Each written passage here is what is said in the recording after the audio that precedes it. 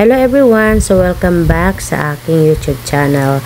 So next episode na po ta guys. So as is ragyapon ta no sa atong routine mahapon after sa tong trabaho no. So after sa kong trabaho alas 5 ko mag-out. So diretso din ko diri sa Rad Fitness diri sa Kamagi. Medyo kuan lang siya kanang walking distance lang siya gikan sa akong trabahoan. So okay ra pud kay siya kay kanang gikan sa pag-out na ko, so akong hike-on, so pag-abot na ko dito, wala na, gipanin. So mura na gyapon ko ga-warm up na daan guys, no? So pag-abot na ko dito sa gym, wala na, grabe na akong singotin. Pasagdaan na lang din ako na siya until na mag-start na dayon ko sa ako ang pag-bike. So akong buhaton na guys, pag-abot na ko diya. Actually kanito, atunga na ni siya. So after before gina ako magkuhan, so ang akong unahon is kana yung biking. So dari pa lang daan guys, so pag start na ako wala na, mura na ko kuhan na, grabe, mura na akong naligo na. So after adto na pa din ko sa treadmill dayon. So diretso na din after treadmill. So sa mag treadmill ko is naa siya 10 minutes good siya. So sa akong biking naa siya sa mga 15 then pag next na dayon ko sa shoulder nga na dayon hantod na dayon ko dahil ko mag-start nga grabe actually guys daghan kay mga tanas ako diha like ka ng mga babae diha.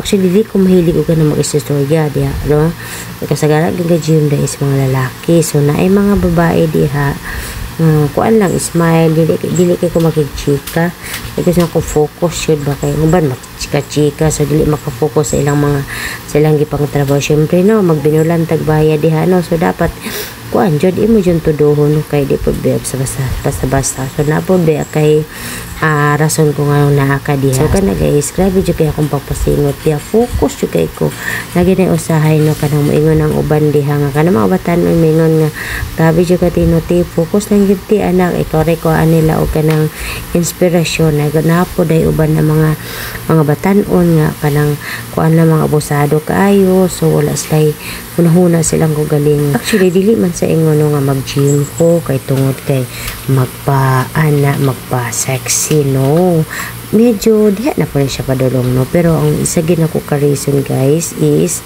ang akong hair, grabe ang akong taas kay ko cholesterol guys. So ang advice sa doktor is kinahanglan jud ko mag-exercise, pero actually sa una pag ko since 2006 no ga-gym jud ko, so mao ginang akong routine after sa akong trabaho mag-gym antod ma-stop, so balik na pug ko ingana ako ang routine sa una guys. And then pagbalik na ako diri sa kuan hindi nag-stop ko sa akong trabaho 4 years ko sa gawa, so stop na dun. Pagbalik na po na ako dari guys, so nibalik na po ko og gym gahulat ko unsay maayong ihatag sa Ginoo sa todas Pilipinas kay wala naman ko ibalik sa gawas god. So muna siya until nakabalik ko og trabaho, and then wala na stop na po, tapos balik na po og gym.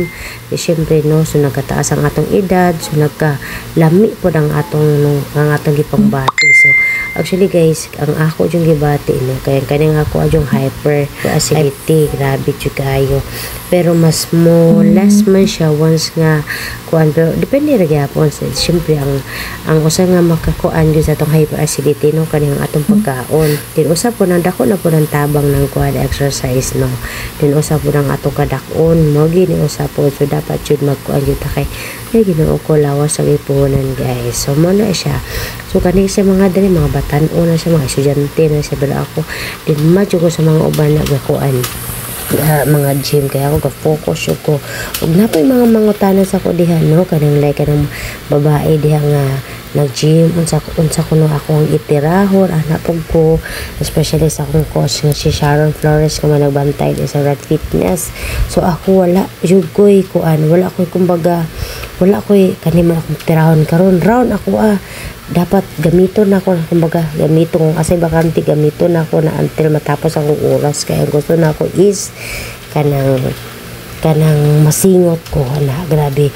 Pero after gina ko sa kuang pag-exercise no, grabe mo kog naligo gatulo gid ako sigad perlambi kay sa feelings guys nga kana bitong makapasingot ka kay kanang ako kuan jud kay kulo kanang energetic jud kay ko, pero karon na stop ko og kuan kanang mag-gym sige na ko katugo ni nga maluya jud lahi jud kay feelings kay so once maka-exercise kay ang akong lawas is naanad jud siya exercise sa una. So ana mo gud tungod sa tong kabisis tong kinabuhi sa trabaho, pamilya, so napot ay mga sideline sa mga atong mga social media, no, di ba? Daghan kayo ang atong mga kuan, especially kani nga YouTube, di ba? So murag last na jud kay ang atong kuan, stress na gyud kay atong una atong body. So dapat no kanang ato jung taga na to gahin ang atong kugalingon kay syempre no lawas sa gipunan guys, pero di lang kita magpa-apekto no ang ato lang gyud ang atong health, no, normal gid ang mga problema sa mong kinabuhi. Pero ako never jud ko taga-open ng mga problema sa kinabuhi guys, never jud sa tibok la kong kinabuhi. So luhon jud na ako na kabulog na akong partner na guys. So mana siya, so ana laban lang gyud no. So diri ana is ko ana ko ani pahumanay na ko ani guys. So samahan niyo ako until mahuman ang akong pag-exercise yan.